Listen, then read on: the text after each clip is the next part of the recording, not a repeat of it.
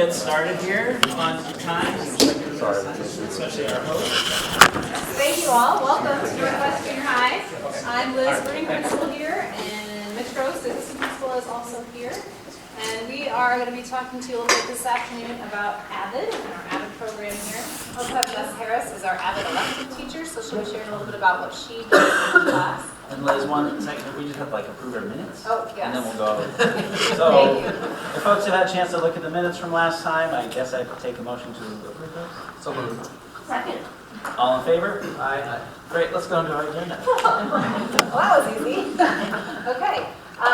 So Jess is here. Jess is our Avid Elective teacher, so we'll tell you a little about what that means. I think some of you have probably heard of the presentations of Kirkwood Elementary about what their Avid program looks like. So this is talking a little bit about how our Avid in the secondary is a little bit different than what you see at the elementary level. But we also have two students that will be sharing some of their experiences with us, or with all of you as well, as Avid students. So what is Avid? For if you are not familiar with it, Avid stands for Advancement via Individual Determination. And the mission is to close the achievement gap by preparing all students for college readiness and success in a global society. And that includes career readiness as well. A program focused on preparing students with college and career readiness skills, like I just said. This picture here is from Jess's classroom, so you can see they're working on different collaboration and community building skills, working together. Students typically are first generation college students in the Avid program, but that is not the only requirement. We look for students who are driven and want to succeed and maybe need that extra push or a little help with organization and keeping their eyes on the prize and they're on the right track. And so Avid is good for a lot of different students. We're adding 20 more students just tomorrow in second trimester, so we'll have a good group.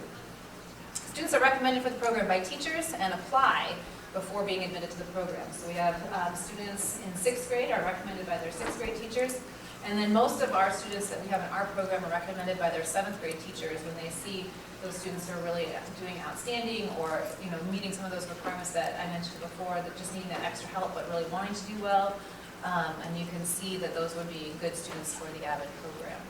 And then they do have an application they fill out, a contract that they agree to, and their parents also sign on that contract.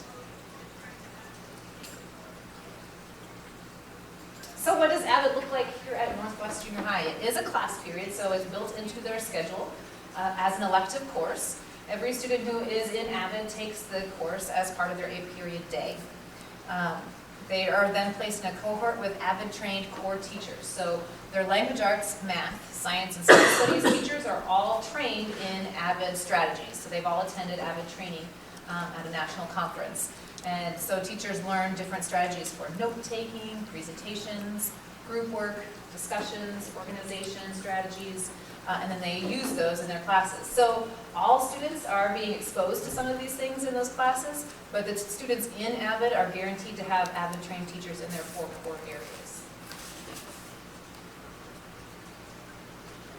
Questions about that or logistics? And those are a couple pictures from last year, right? Yep. That Jess took students on college visits. Well, I hope that it's just not the students that are in Avid that are getting strategies on note-taking and presentations and group work. I'm hoping that is part of standard curriculum throughout. Yeah, absolutely. Yes, it is.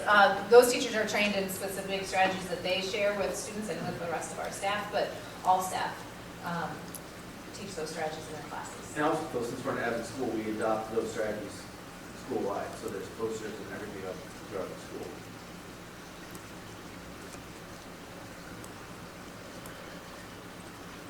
I'm going to let Jess talk a little bit about her course particularly. So I'm going to talk a little bit about the Avid Elective. So it's 1 period a day. So this year we have our 7th graders are 4th period, 8th graders are 3rd period, and then the 20 or more new students that are starting in Avid tomorrow. It's a combination of 7th and 8th graders just for these next 2 trimesters because they're brand new to the program.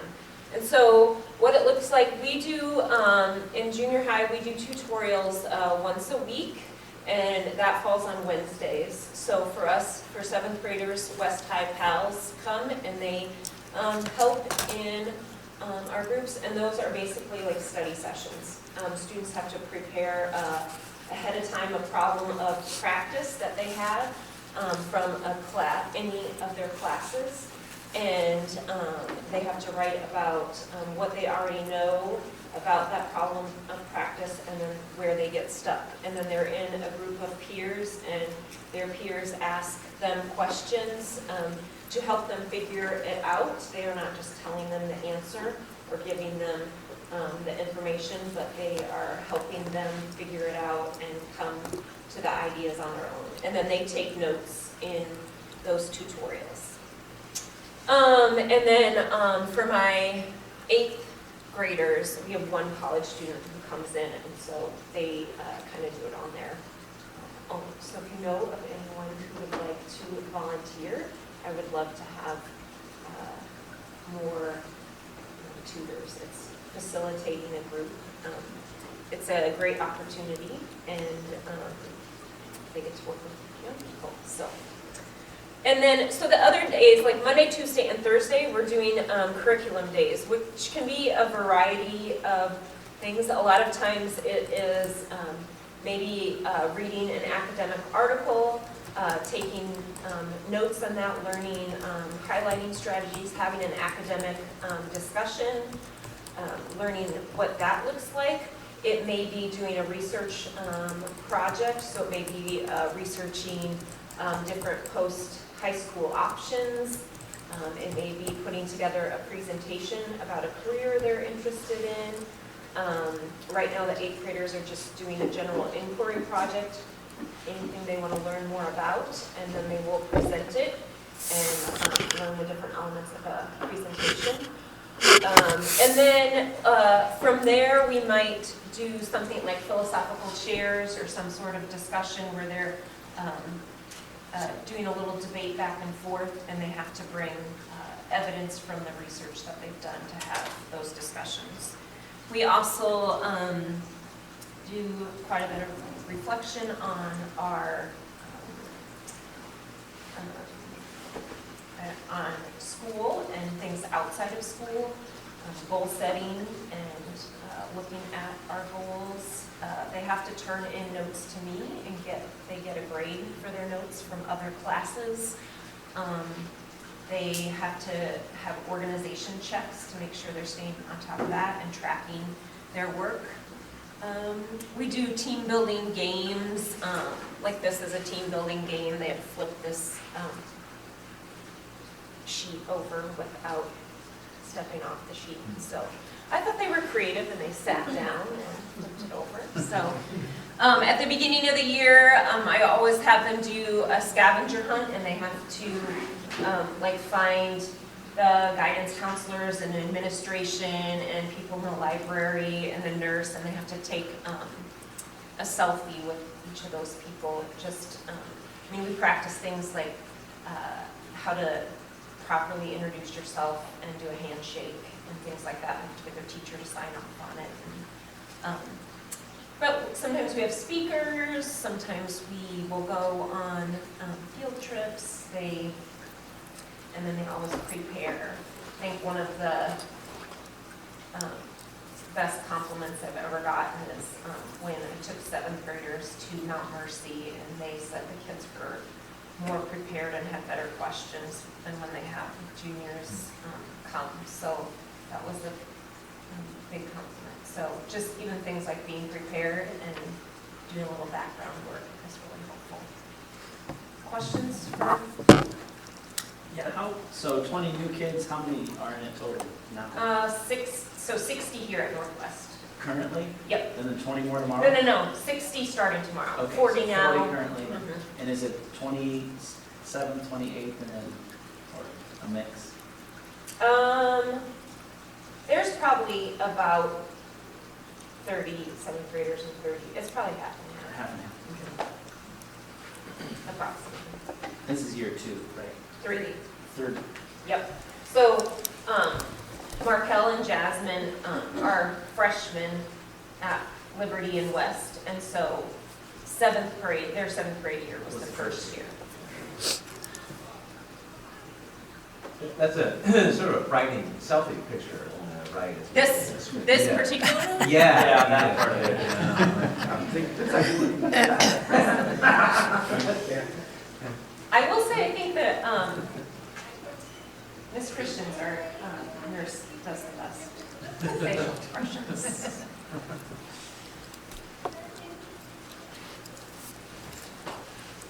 So Mitch mentioned this earlier, we've been working to move Avid school-wide after our first year or so, to spread it through different things. If you've been to Kirkwood and you've seen how their Avid is school-wide, we're trying to build on some of those things throughout our school as well. So encouraging students to use binders and organizational strategies. So we teach some of those things during our homeroom lessons at the beginning of the year and throughout the school year. On our school supply list, we encourage people to have binders and dividers, and then we practice that in our homeroom classes, and teachers practice that too, so that they're practicing those organizational skills throughout all classes and all students, not just those that are in Avid. We have been, this year, we're using online calendars to keep track of assignments, and some students have learned different ways to make it work for them, whether it's a combination of an online calendar and a notepad, or a different type of a way to keep track of their assignments, but kind of moving away from the traditional planner and thinking about other ways that people keep track of what's going on in their lives, that's especially electronically, because that's what most of us do now. We're sharing Avid strategies with all teachers, so we have our Avid trained teachers. We have 8 core teachers that are trained in the Avid strategies. Jess and guidance counselor and Mitch and I have also been trained in strategies, and so we're sharing different strategies with teachers, including note-taking strategies, some of the organization stuff, some of the different discussion methods like philosophical chairs and Socratic seminars. So we're using our Thursday PD time to share some of those strategies so that everyone is able to start using those in their classrooms. And we always want to encourage post-secondary language with all students in all classes. So how is this, what we're doing, going to prepare you for what you want to do after high school, whether that's a career or a trade school or college. This is why we're doing what we're doing in our classroom, and this is why we're going to help prepare you, or how we're helping to prepare you for those goals that you're setting. So we're working to spread that throughout our school. And we last year we visited a school in Rock Island, a middle school there that used it school-wide, and so we got some good ideas from them too that we've tried to incorporate here. So we have a lot of people who are bought into the program, and as we start sharing some of these strategies, we've had other teachers come and ask to be trained and want to attend a conference because they just really enjoy hearing what's going on and want to be more involved in the Avid program. So we'd like to hear from Jasmine and Markel a little bit, if you guys want to come up here with us. And we have a few questions set for them so that they don't have to try to think on their feet. And they did this with our faculty a couple weeks ago, so they have a little practice of speaking in front of the group and answering some of these same questions. So we'll kind of go through these, but then if you guys have any other questions you want to share with or ask them, you can do that as well. So we'll just start with the first one, and you guys can take turns. Maybe first tell your name and where you go to high school, and then say why did you join Avid? My name is Jasmine. I'm a freshman at Liberty. I joined Avid because I felt like it would be a good place for me to, I guess, to express my feelings like in a different way, and also to like help me academically because I was struggling. And Miss Hannah seemed like the type of person to push me, but to just like set my goals and work hard for them. My name is Markel. I go to West Side. I'm a freshman. And mine's kind of like Jasmine's. I wasn't like the best academically, but I felt a class like this would help me succeed and help learn my classes and grasp what the subject is. How did Avid help you transition to junior high? So did you both join in 7th grade? I joined in 8th. You joined in 8th grade, okay. But Markel, you joined in 7th grade. So how did that help you? How did being part of Avid help you transition in junior high? It was a big transition from a small elementary school to a big junior high, and having to go to all these different classes, the classes being just a bit harder and new material. It really helped because we could take notes on it and we could go in class and do tutorials, try to help figure out what exactly our subject we're trying to get out of it. Really, 'cause I think a lot of being active, it's like, what's the point of this class? So I think TRFs are like a great example of how it helps to like show this class is meaningful. Even though I was a year in before I started Avid, coming from a different state, it was kind of different. Like, everything was really new to me. So like having Avid, like my 8th grade year, it kind of like settled me in to, okay, this is what it is, this is the routine, and I got used to it. The next question asks then, thinking about now that you're in high school, how has Avid helped you transition to high school? It definitely helped me transition to high school because like even still being there, I'm like pretty scared. That's a lot of people, and so I just like remember the things like Miss Harris used to teach me. She didn't even like, it wasn't just all academic. It was more life skills with Miss Harris. She taught me a lot. So how to speak to people, how to be open, and like just getting through high school without completely bombing it. So. I think it prepared me, like, in a lot of ways mentally and academically. I think the things she taught us, like how to take notes and stuff, that made it easier to transition. And on top of that, it taught us, like you said, taught us how to communicate with other people, make connections, and make it easier for classes to learn. How do you use Avid strategies to be successful in high school and beyond? In high school, we do a lot more note-taking than we did in junior high, and everything's very fast-paced, so like using the Cornell notes, they help me like set everything up, and then I'm not a mess, because my notes are normally really bad, so like using the structured like papers, everything is more easy and very like smooth to read, I guess. Like she said, the Cornell notes, they just help you grasp it more, because you have to ask a question to follow up when you do the notes, and it just helps you understand it more, and then the summary is like putting it all together. Help you understand. And a huge strategy for me was TRFs. It helps you like getting a more in-depth learning experience when you do TRFs, I believe. What does TRF stand for? It's tutorial request forms. So basically you choose a subject you're confused on, you find a question. If something is really bothering you about a class, or if you want to learn more about it, you can do these and you could try your own, like you can use your own intelligence to try to figure out. People will ask you challenging questions to try to figure it out by yourself. So they don't give you the answer. Yeah. They help you work through that to figure out what the answer is.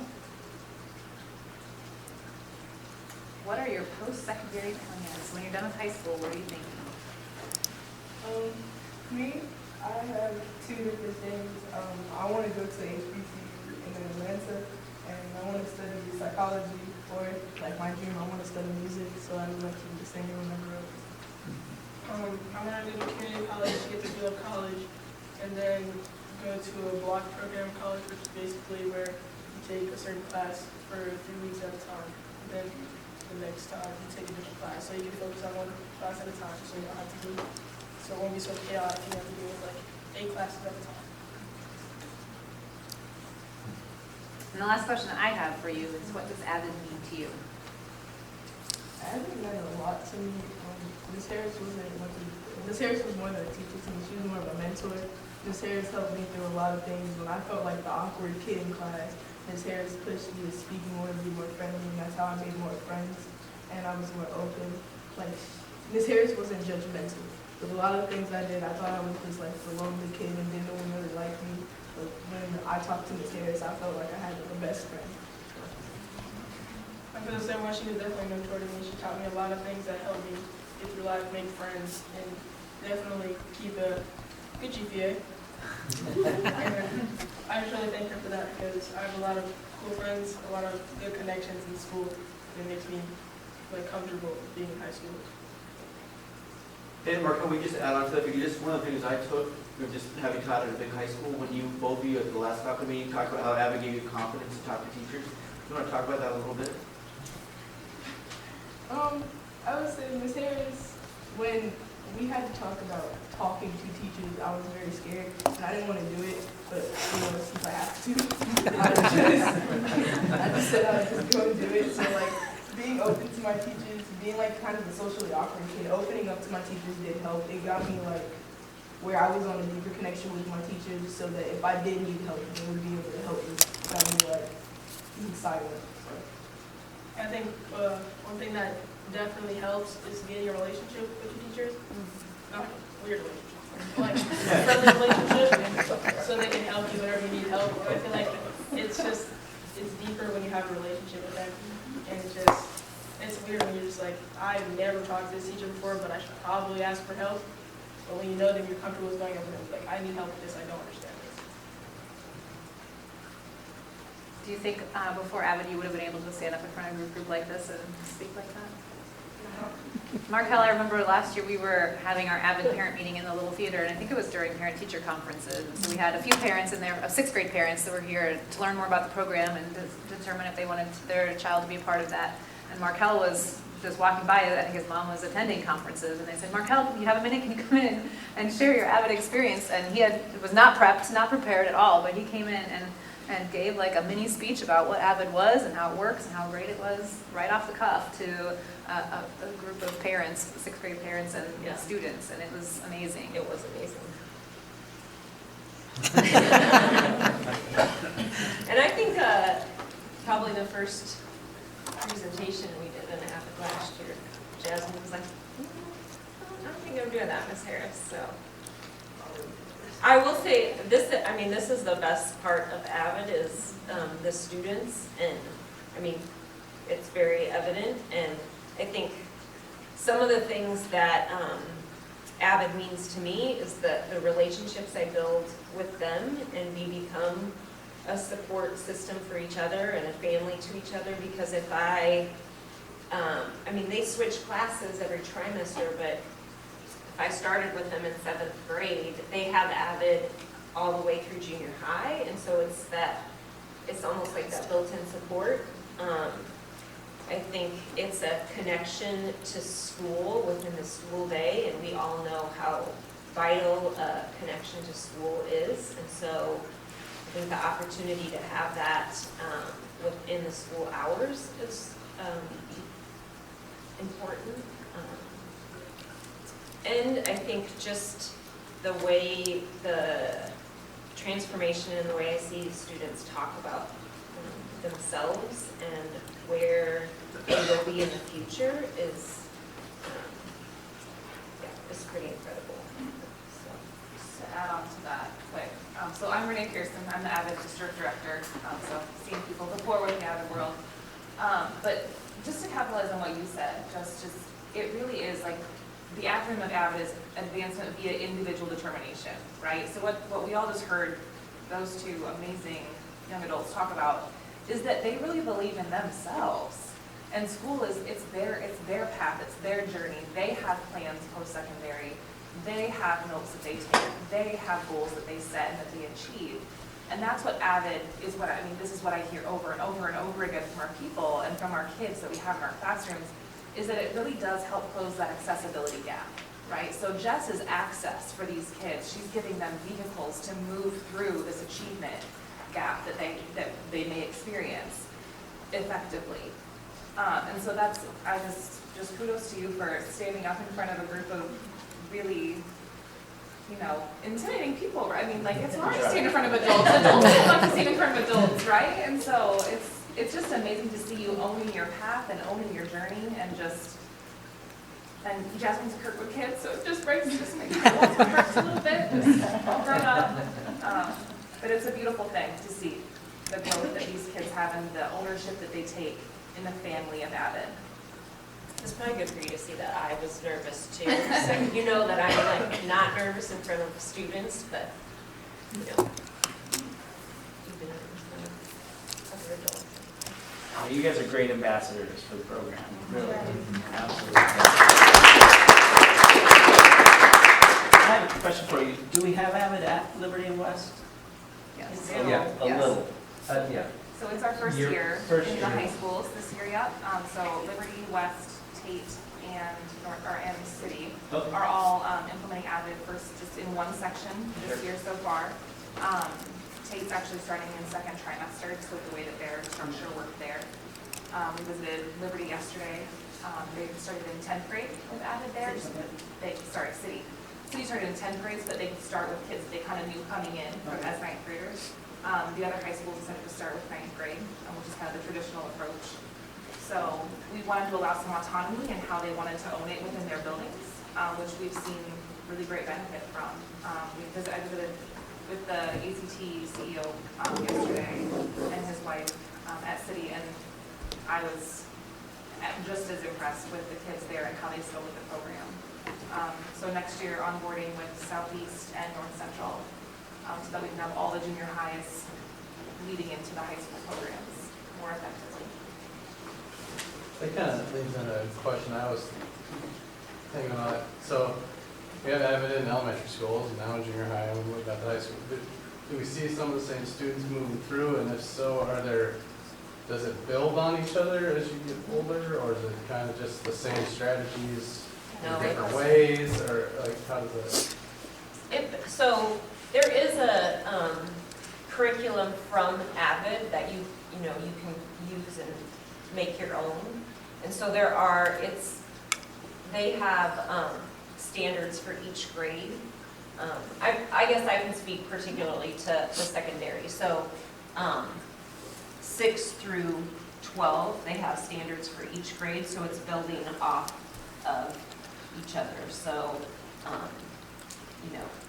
by the time they're juniors, so like this year, 8th graders wrote to a college, right, and practiced writing and things like that. But by the time they're in 11th grade, they're applying for school and working on the FAFSA as a senior and things like that.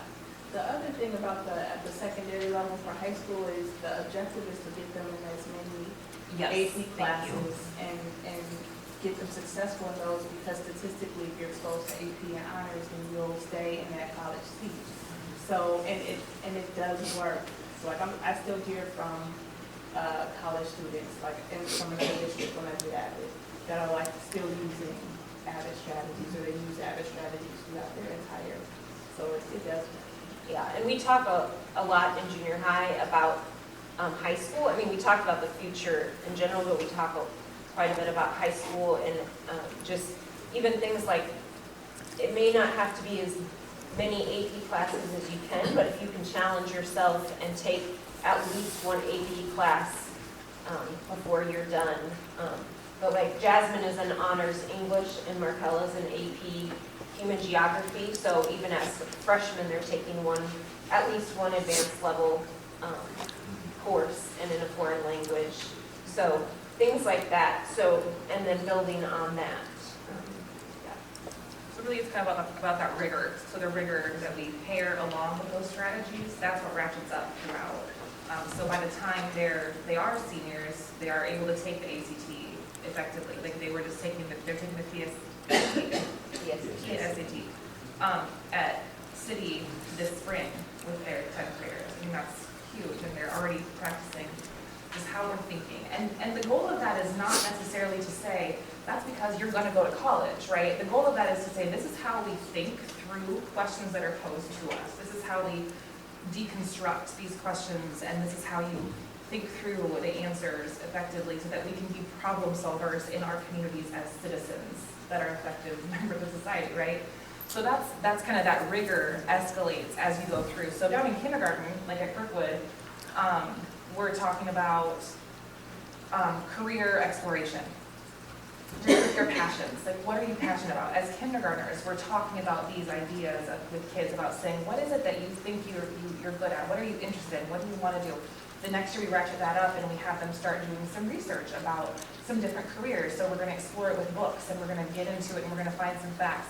By 4th grade, they're presenting research projects in front of their peers about different careers and the path that you take to get into that career. It may be that you go to a 4-year university. It may be that you go to a trade school. It may be that you go learn welding and then do whatever that looks like. That's kind of how that ratchets up in elementary, with all the strategies that remain the same. So the note-taking, we start 2-column notes in kindergarten and 1st grade at Kirkwood. Then you see how they transition to like a Cornell note style. So that's just, it rolls right up into that next level of rigor throughout from K all the way to 12, and then in post-secondary too.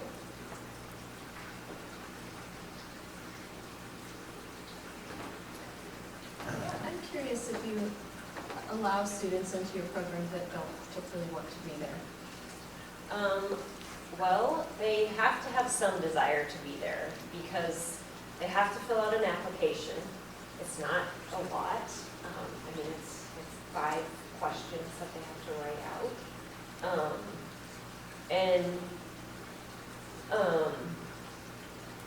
I don't, I mean, it's, I guess, more my philosophy, but I don't require homework outside of the Avid class except for note-taking in their other classes. So what we do in Avid takes place in that subject area, but they have to be willing to put in the time and the effort to do that. So there has to be, and I'm not saying it's there all the time. I mean, we all have days that we feel more motivated than other days, but there has to be, I would say, some of that. So I'm just thinking about, like, say, a 6th grader that maybe a teacher wants to nominate because they see there's a lot of potential here, but this child is really just not engaged, and this child is not connected in the way that they need to be to move through. I'm wondering if, you know, it sounds like that's not necessarily something you bring They into can the certainly program. try it. Right, And- the first step would be we'd invite them to a parent meeting so they could learn more about the Yeah. program and they could hear from some of our current students to find But out they more have about to it. kind of own some of it. Yes. But if That's they- the individual determination Yeah. part of Avid. If they're willing to try it, then they Do can. you have some like that? Yeah. That And that some the kids- teacher recommended and they didn't, they're like, Yeah. nah. Some kids Yeah, won't but- take it for their whole career. I mean, I've had kids who have taken it or students who have taken it just in 7th grade and then not taken it in 8th grade, and it was beneficial for that year, or kids who had it in elementary, went to an Avid elementary. But it's still beneficial to them in that year. And some of it is scheduling, like if they have a lot of classes they want to take. There were kids who took it 7th and 8th grade here and then chose not to take it in high school. And I think that can work for them. It's still, it's up to them and what they need individually. And but I do think there is a benefit to having that elective because to have that support through 4 years of high school as well. And I think that's also an opportunity for the counselor to jump in forming that relationship with that kiddo as they're coming up into junior high. And so that's that opportunity, if we can get them in there for that parent informational meeting, if we can get them in there, then we can get that hook of a relationship started. And you can really dig underneath of why is it, what's keeping you out of this course? Like what's keeping you from really wanting to invest or being able to invest in what you're doing here? So it really is in the rollout of the program and in the cohesiveness of kind of the Avid site team, where there's counselors, there's content teachers, there's Avid elective teachers, there's administrators. So it really does kind of wrap itself around kids. I'm glad to hear that, because I think it's great, you know, the kids that are motivated, and when I go on a Catholic, you know, kind of embracing it, but it's those kids that maybe aren't engaged, and those are the ones that I'm hoping we're catching somewhere. Well, most kids, I mean, all kids want to do well and succeed, and whether they show us that or not. And so the huge thing is if they're nominated, that's a big deal. It really is. And a lot of times, because it's a great thing to be in. So that nomination, and I will say, like, 6th grade teachers who talk to parents or guardians about the program and put in that effort, those kids are more likely to start off 7th grade in Avid because they've had that person really reach out to them and say, you should do this. And like I want every one of my 6th graders coming, Yeah. here next year from Kirkwood to be, and they will want to be in Avid because of what we're doing at the elementary level with integrity there. And so that's another piece of this puzzle of just kind of figuring out how we have that whole K-12 focus of how we're really catching those kids and getting their interest and opening up their self-awareness and their individual determination. I'm just thinking back to our first climate study that we did with the public policy group, and they measured engagement in school, and the students that were the least engaged in school were African American and Hispanic boys in 8th grade. And so those are the ones that and we're not gathering that data anymore for that report, but I always go back to that and think, are we catching those 8th graders that aren't engaged? Is somebody catching them somewhere? And again, that's where those school-wide pieces that you talked about really looking at those really high impact pieces of Avid that we can push school-wide, so like culture, the growth mindset, talking about note-taking, structuring, organizing your thoughts, and organizing yourself. Those are pieces that are those high-stakes pieces that can go school-wide pretty easily. But again, that's part of that Avid Site team's work and putting that forward and doing PD and doing all those things that we know are going to push it forward. And I think administration in general pushing relationship building and school culture and climate in general as a whole building and with the whole staff plays into that a lot Yeah, as well. and Avid obviously isn't the only way to Right, catch. And I know there's other support programs too. But what you guys are doing is fabulous. I've been a huge fan from the beginning, so. It's the right work. What's the, so the staff is buying in and they want training. So I guess how quickly does that buy-in ramp up and then what capacity do we have to provide it when they want it? Expensive training. It is expensive training. But we can do some of it in-house, right? Absolutely. So some efforts that, so with like my position as a district director, which is not like my whole job, right? I have a whole separate job. But just that, the purpose of a district director really is to kind of try to figure out how we can increase our reach and our depth most effectively and most cost effectively, obviously. And so Avid has actually really tried to make it much more accessible for us to be able to do in-house work, so long as the PD schedules allow, and that's kind of the initiative that we're saying, yes, this is the work that we want to be committing to here. We have access to hundreds of PD sets that we can do to teach Socratic seminar, to teach note-taking, to teach organizing strategies, to teach whatever other strategy for Wicker, which is like the instruction domain, and also the culture pieces. So we have access to do that, and that's kind of a conversation at a district level right now, is how do we do that most effectively? Who's doing that PD? When is that happening? How can we get people really deeply trained and going to like the Avid training so that you have that kind of deep rooting in each of the buildings, and then it can really grow. That's what we've seen at Kirkwood happen when we have been able to have teachers get really deeply trained, and then you become embedded in the program, and then you automatically reach and increase your reach and your depth. I'd love to see data, right? But you guys really are the data, like the anecdotal and the things you say about your future. Yeah. There are not a lot of juniors say those things. They have those really specific plans. So, and you get the social emotional piece, right? And so I think you get this nice wraparound, and then so if it's a question of time and money, right? That's our job as a board member to say, hey, this is a priority. And if it's, and I don't know, we get neck deep in data and how it plays out that way, right? Can we show it's closing the achievement gap? But to me, the wraparound piece, it's so effective. And I just, obviously my daughter's at Kirkwood, so I see it from that angle. But also as a student, like I was terrible at all of these. I mean, organization, like really, if you would look at my notes, like it's not the Cornell model. And I know how much I would have benefited in college, and I came from a high school that was on its way out, and I didn't get a lot of good instruction. And it was just a heavy lift in college to be like, oh, I got it for my first B. What the heck is that all about? And so these guys in 9th grade are ahead of just me personally, the freshman in college, right? And so clearly the skills are there. Clearly we're targeting folks. And then I think it is a matter of what's the most effective, how much does it cost and how much does it take to get that out? Because I would guess if we look at a lot of our different PD things that we're doing, this would cover a lot of it. It's kind of that, so I kind of have that, like, I have a whole visual, because I'm a visual person, right? Yeah. So I have like a whole placemat, right? So I was kind of the placemat that everything's sitting on. So you have your IO core in the middle of your plate, right? That's what we're getting all of our curriculum out of. We have lots of curriculum materials, that's a given, to cover those standards. But everything literally fits on that placemat. We have PBIS, that's a tool that we fit right into the culture piece of Avid. We have all of our instructional models and with our math, reading, social, I mean, all the content areas fit into that instruction domain of Avid. But what's missing oftentimes is that leadership and the systems piece that we really deeply think about.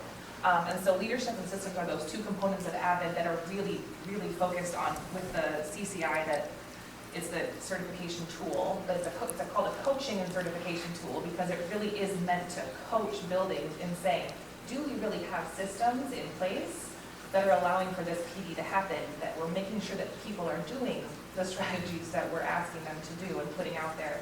Are we making sure to catch that data in the right way? And so that's one piece of Avid that I really believe strongly in as that placemat, are those 4 domains that everything can fit into. All of our initiatives across the entire district can fit into that placemat. You literally have that graphic? I literally have the graphic. Okay, we could I would love to share That would it. be great. Yes. Because I had to. Because I'm And Jake, totally we're- nerdy like that. Real quick, just, you know, invite me to speak to the class last year, and I started by saying I would have been an advocate. Now, that's why I'm so passionate about it. I would have been an advocate, you know, I neither one of my parents went to college, I kind of drifted, I knew what I wanted, but I needed that extra, Yeah. and that's where I think, you know, it's because like, you know, what kind of a kid is Avid gearing for? I think, you know, the motivation piece, and all those are it, and that's why I think it's such a good, you know, group. And here, you know, it was like, we kids with their sweatshirts, like, they are some of the leaders of our school, you know, like, when I'm in the principal discipline mode, and some kids, you know, wearing their sweatshirt, doing something like, hey, you better have a sweatshirt on, like, you know, we expect more out of you on that, so it's a very effective thing. It's a really high expectation, but I think the scope of kid is, you really, I think a lot of, it is really that kid that in the middle that you kind of miss, that just kind of gets, you know, overlooked. Yeah, I mean, you know, back in the day, and I know we moved away from this in special ed where we had learning support, and like these days, right, it's got to be working on reading goals, but really it covered a lot of this. I mean, and, you know, that was sort of what was unofficially happening, but man, those are kids that have to rise to that level to qualify for an IEP. I mean, that's not most of your kids. So it's exciting. I really most appreciate you guys coming because I think it helps, I know me, like really understand on a visceral level like how this can help you as students, and you've got it. So I know our elective teachers, I mean, I took Martin from ACT to city yesterday on like 0 prep notice, like, hey. They would love for anybody to come in, and the kids were just like, I was speechless at what they were showing them and what they were saying about it.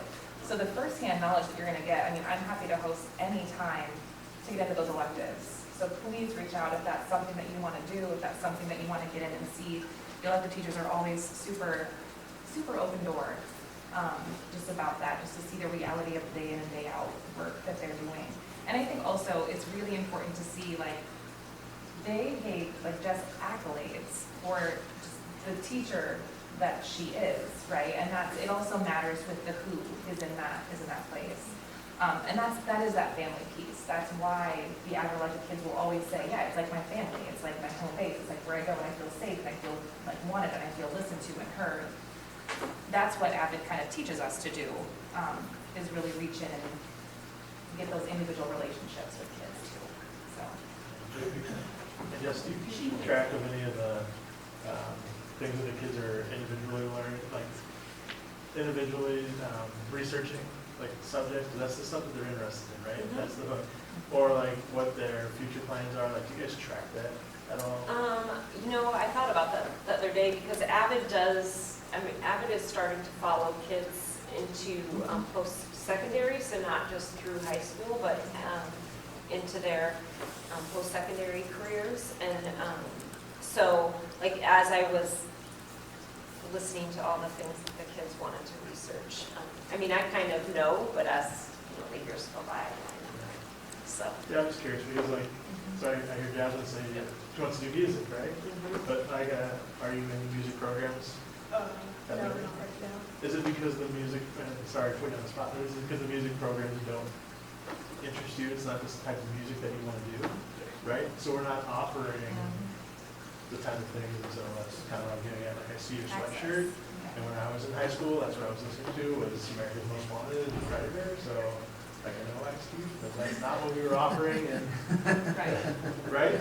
So I'm just curious if that's like if that's the stuff they're wanting to learn, but they don't follow it because we don't necessarily have that. Right, and that's accessibility gap, exactly. Yeah, that's one thing that's nice about Avid is because you can have that avenue to research it, but then to actually carry that out within your classes is maybe a different thing. Right.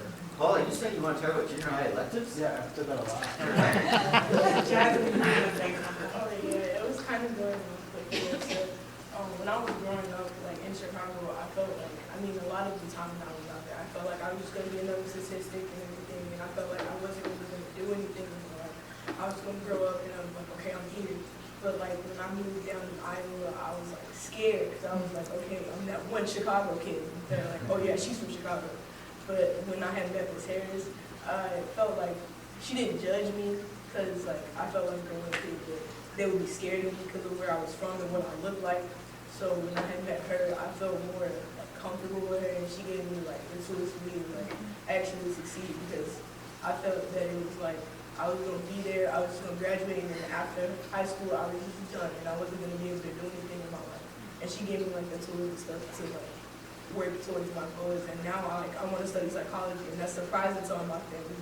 So like if you guys have kids and they like want to do something, I would suggest that you let them at least try it. I just helped Jasmine find them herself. I did not. And she's a very deep thinker, so psychology is a perfect avenue. Thank you for sharing that. Yeah. Yeah, and we've been through a few of these presentations. I remember the one at Kirkwood in the classroom where they had college day and everything like that. And I know you say you're promoting alternative career paths to a four-year institution. But when we talk about, well, we're going to encourage students to take rigor in AP courses. We don't have any real AP courses. We don't have AP TIG welding. We don't have AP TIG construction. We don't have AP TIG auto mechanic.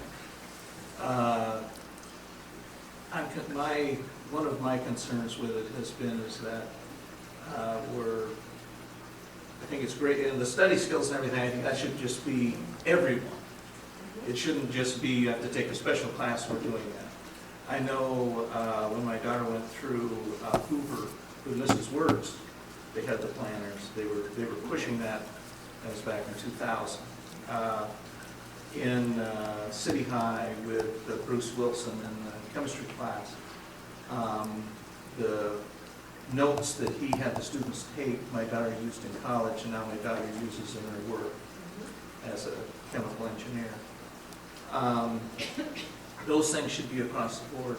My concern is that it's very predominantly pushing college and AP, which we offer a lot of. I'm concerned with the student that may want to take a career path, or the student that has a father who's a carpenter and goes into the Avid classroom and says, well, you're going to college, and what college you want to be, what's your college mascot, what's your college sweatshirt you want to wear. Well, maybe I want to be like Dad and be like a carpenter. And somehow I fear that we may be looking at some paths not being successful when all can be successful. Yeah. Can I? Yeah, of course. One thing we're offering is starting the second trimester for the rest of the year, we're doing something called Career Talk Tuesdays. And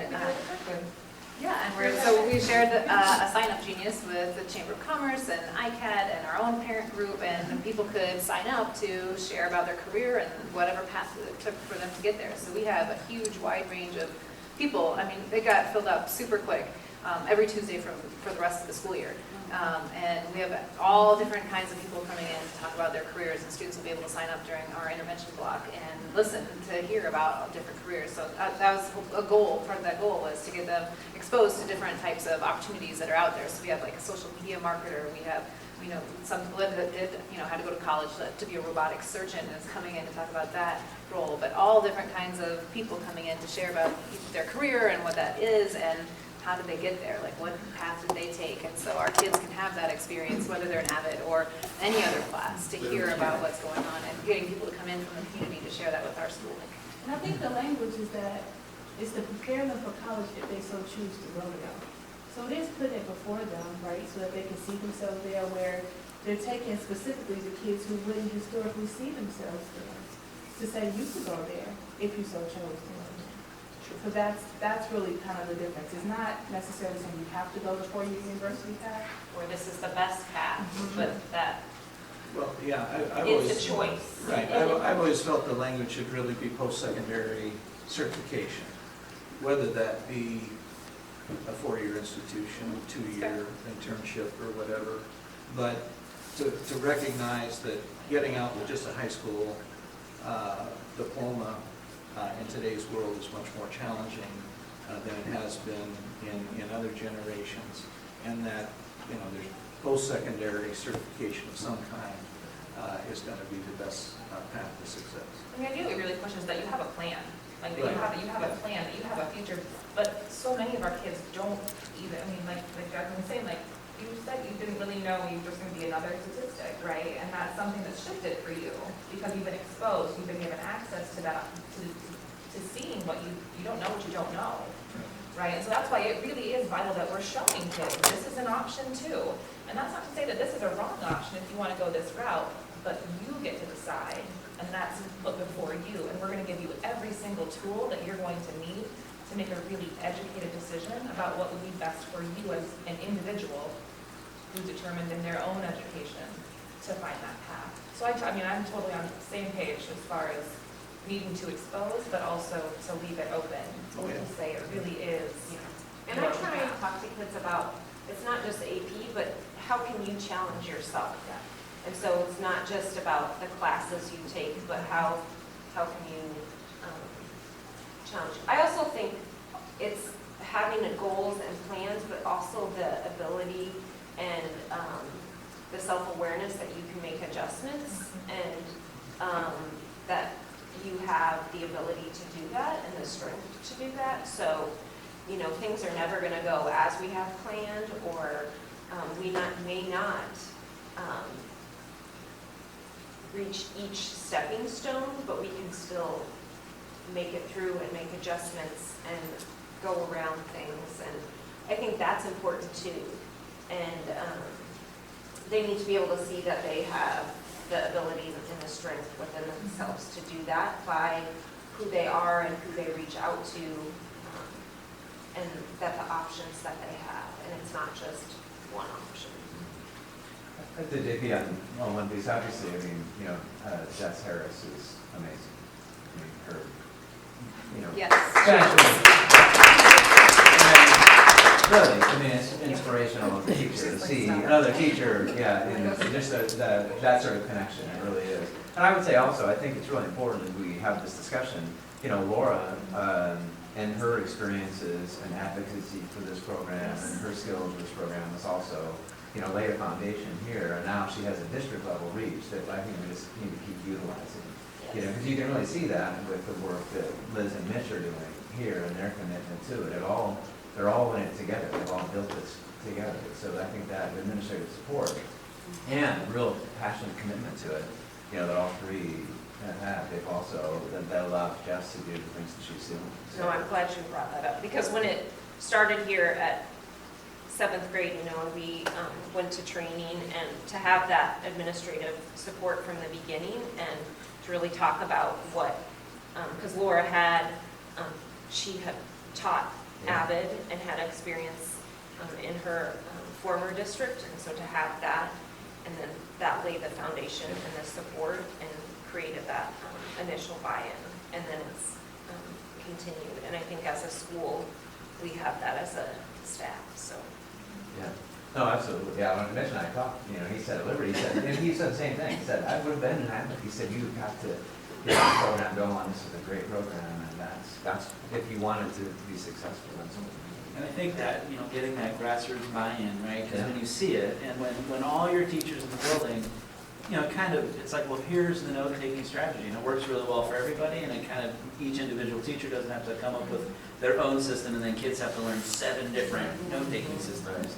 It's just, let's say this is the system we use. It's just clear.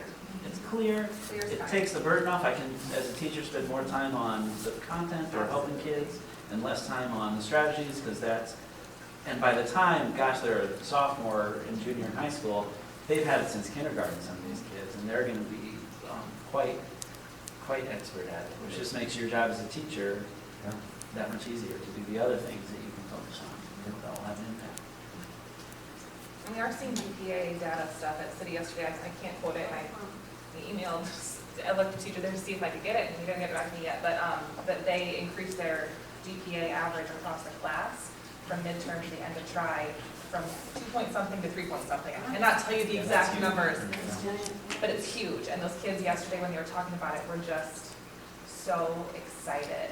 They were writing on the table about what they had done that trimester to really work on that specifically, what worked, what didn't work, what they're going to try next semester.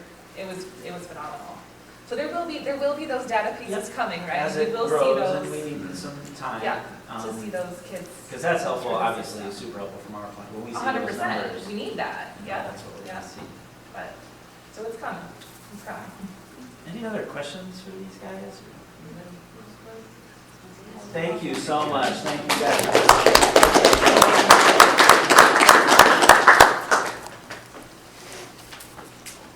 We'll look forward again next year. Another update. So I guess the next meeting, yeah, thanks. That's why I needed my laptop. It is 19th at Man.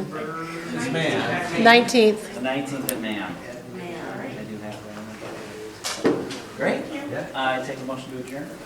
So moved. Second.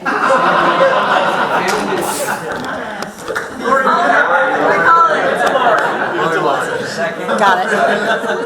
All in favor?